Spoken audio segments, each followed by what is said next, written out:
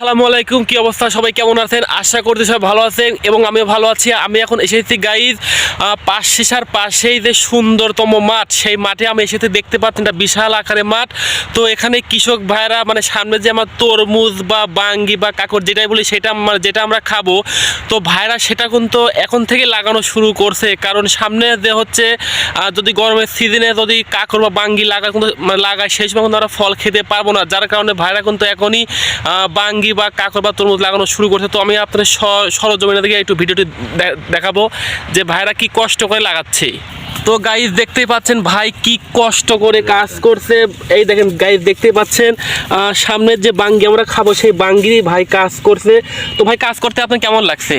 আলহামদুলিল্লাহ, খুব ভালো লাগছে। হ্যাঁ, তো ভাই কোন তো যাই হোক, ভাইয়ের থেকে অনেক কিছু শুনলাম। ভাই কোন একজন মানে প্রকৃত কৃষক, ভাই খুব কষ্ট করে এখানে মানে বাঙ্গি চাষ করছে। তো ভাইকে কেমন লাগছে সেটা অবশ্যই কমেন্টের মাধ্যমে জানাবেন। তো ভাই আপনার বাসা কোথায়? আমার বাসা হচ্ছে হাজীবাজার। হাজীবাজার। তো ভাই হাজীবাজার থেকে চলে এসেছে পাঁচ শিশা ভাই কোন তো কাজের এখানে চলে এসেছে।